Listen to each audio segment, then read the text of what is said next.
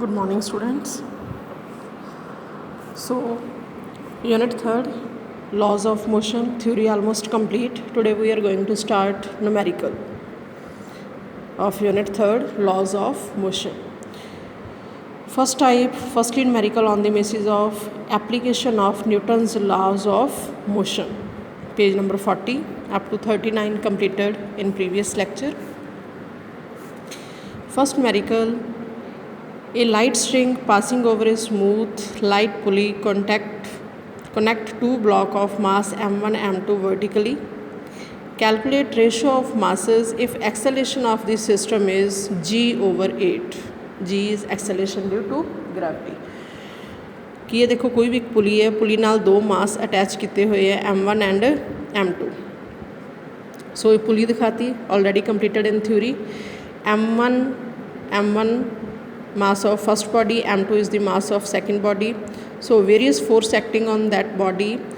On mass m1, tension always toward fixed point, tension upward, and weight of body acting downward. Similarly, force acting on mass m2, tension upward, weight is acting vertical downward.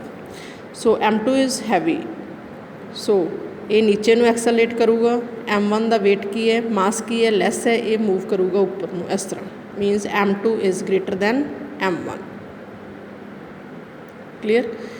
सो ये तो दो equation बना लो. देखो first मास है जोड़ा block of mass m1, ये ऊपर ਨੂੰ जा रहा है because m1 is less than m2.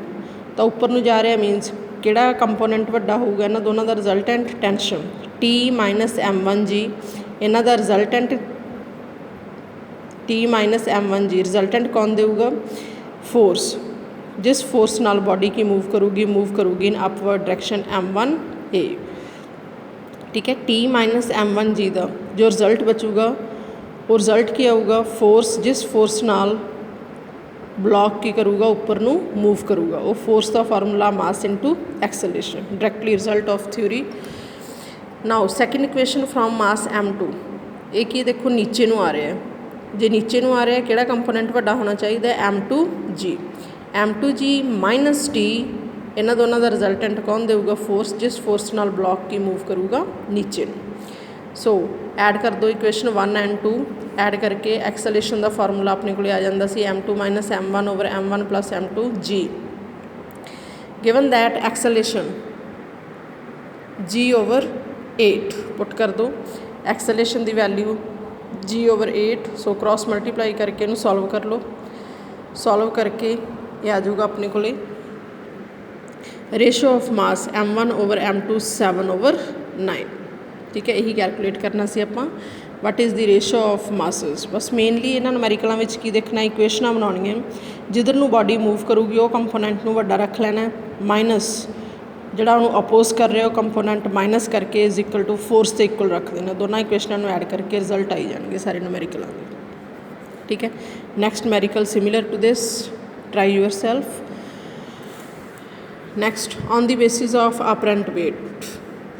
कि ये देखो कोई भी लिफ्ट है, page number 41.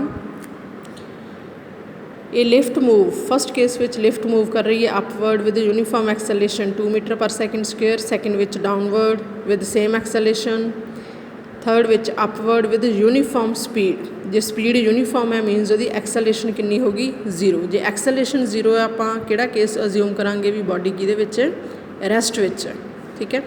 What will be the reading of scale if a man weight 50 kilogram stands of weighing scale placed on the floor of lift. तो उहदे weight की reading दसनी है आपां. पहले केस विच लिफ्ट जाऊगी अपवर्ड, सैकेंड विच डाउनवर्ड, थर्ड विच अपवर्ड विद यूनीफॉर्म स्पीड. तो परसन का वेट जोड़ा वेइंग मशीन पर है लिफ्ट विच, उहदा वेट कितना अपने को 50 किलोग्राम. Weighing 50 kilogram. इत्थे वेट लिखा देखो बट यूनिट की अपने को किलोग्राम. किलोग्राम की यूनिट होंदी है, मास की होंदी है. सो ये तुसी ध्यान देना नुमैरिकलां विच इनू वेट नहीं कहना, यूनिट तो पता लगूगा मास है कि वेट है.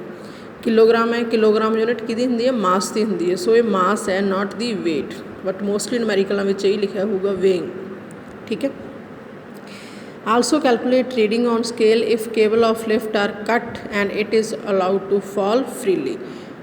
एक होर रीडिंग कढ़नी है आपां जदों केबल नूं कटता तां जिहड़ी ओह लिफ्ट है फ्रीली फॉल डिगूगी। फ्रीली फॉल का रिजल्ट अप्लाई करते हैं अपरेंट वेट के 4-5 केस करे सी आपां।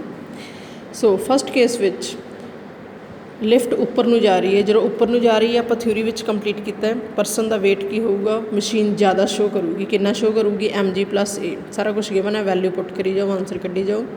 मास 50 किलोग्राम, जी की वैल्यू 9.8, कितनी स्पीड एक्सेलेरेशन नाल जा रही है 2 metre per second square. Second विच डाउन आ रही है, ठीक है। तो जो लिफ्ट नीचे नूं आउंदी है apparent weight of man decrease हुंदा है कितना mg-ma, ये आ गया अपने कोले। Third case upward with uniform speed. जो यूनीफॉर्म स्पीड है मीनस किहड़ा केस करांगे आप लिफ्ट किहदे विच है, रेस्ट विच। रेस्ट विच रियल वेट ते अपरेंट वेट बराबर हुंदे हैं। रीडिंग ऑन स्केल कितनी आऊगी जिन्ना दा रियल वेट है mg, ठीक है। ये आ गया 50। फोर्थ केस विच फ्रीली फॉल का केस चकांगे। Freely fall reading on the scale, freely fall विच AG दे बराबर हो जाती है। फ्रीली फॉल दे विच किसी भी चीज़ का वेट कितना हो जाता है 0, वेटलैस। Clear. So next 15 and 16 you can try yourself, and 17 also same way। 18 ਦੇ ਵਿੱਚ फस्ट ਤੇ सैकेंड केस सेम ही है। Climb up, a boy of mass 30 kg climb on a rope which can withstand a maximum tension 400 newton tension. The rope will break if child climb up with an acceleration इन्ना, slide down any acceleration नाल climb up with इन्ना, given that acceleration due to gravity 10 metre per second. कि ये कोई भी boy है उसका मास कितना है 30 kg, वो किसी रोप ते चढ़ रहा है, जी मैक्सीमम टेंशन कितनी बीयर कर सकता है वो 400 न्यूटन। तो दसना आप जो बॉय रोप के उपर चढ़ूगा रोप ब्रेक होगा कि नहीं। क्लीयर। ये देखो मैक्सीमम टेंशन रोप कितनी फील कर सकता है, बीयर कर सकता है 400 न्यूटन। तो अपरेंट वेट देखांगे आप बॉय का, जे तो ज़्यादा आ गया 400 तो फिर तो रोप टुट जाऊगा, जे घट आया फिर रोप नहीं टुटना, क्योंकि मैक्सीमम टेंशन कितनी बीयर कर सकता है 400 newton. Climb up, climb up minus weight वधदा हुंदा, फोर्स कितना कढ़ते हैं आप mg+ma, सॉल्व करके आंसर आ गया 420। 420 400 नालों ज़्यादा है देखो, तो की कहांगे आप रोप विल ब्रेक। क्लीयर। दूसरे विच स्लाइड डाउन, नीचे आ रहा है, तो नीचे आने वेले आप किवें कढ़ते हैं, वेट घटता हुंदा है mg-t,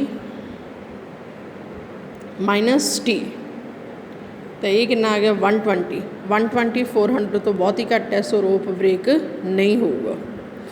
अगले केस विच है यूनीफॉर्म स्पीड। जो यूनीफॉर्म स्पीड है रेस्ट वाला केस लेना है, force is equal to mg, ठीक है, 300 newton. The rope will not break,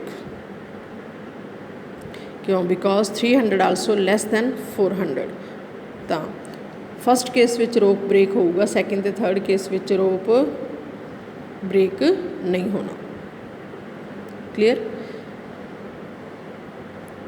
ये तो पेज नंबर लिखना रह गया, सो इनू अज्यूम कर लो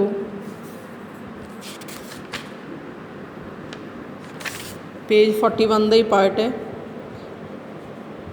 पेज 41 ही लिख लो इनू, क्योंकि गां नंबरिंग हुई है, फिर नंबर चेंज हो जाएंगे, ठीक है। तक 41 last page, previous page also 41, this also 41, confuse नहीं होना। क्लियर।